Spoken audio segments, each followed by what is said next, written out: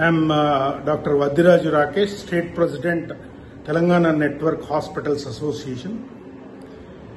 Despite our best efforts, మేము చేసిన ఈ 9 నెలలుగా చేసిన వివిధ ప్రయత్నాలు గవర్నమెంట్కి సంప్రదించి మా ప్రాబ్లమ్స్ చెప్పడం అనేది జరిగింది.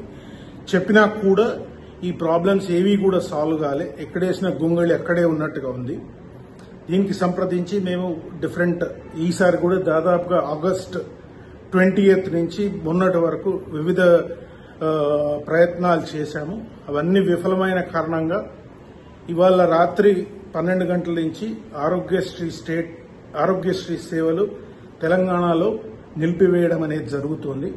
దానికి ముఖ్య కారణం మాకున్న ఫైనాన్షియల్ బర్డెనే. తర్వాత అవి కాకుండా నాన్ ఫైనాన్షియల్ మ్యాటర్స్ కూడా ఉన్నాయి, విచ్ మనము ఆరోగ్య శాఖ మంత్రికి, సీఈఓ గారికి ఎన్నోసార్లు విన్నపం చేయడం జరిగింది, through letter and in person. Despite that, nothing is working out. So what we are requesting the government is to take it to a better, ఇంకొక హైయర్ అప్ తీసుకుపోయి చీఫ్ మినిస్టర్ రేవంత్ రెడ్డి గారికి ఈ పర్టికులర్ మేము చేసిన డిఫరెంట్ విన్నపాలు చెప్పాలన్న మా కోరిక.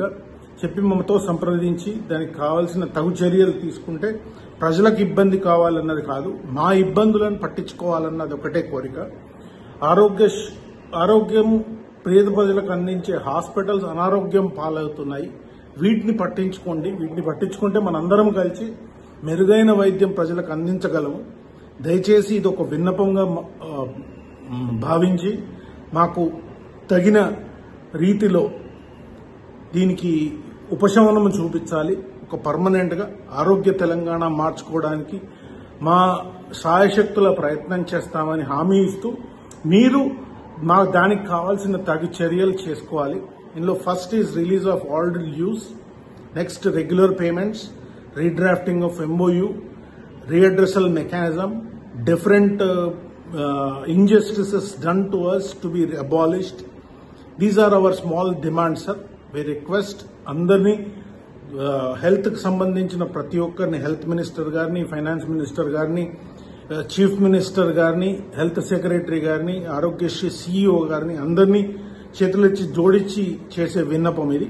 Kindly do the needful. Thank you.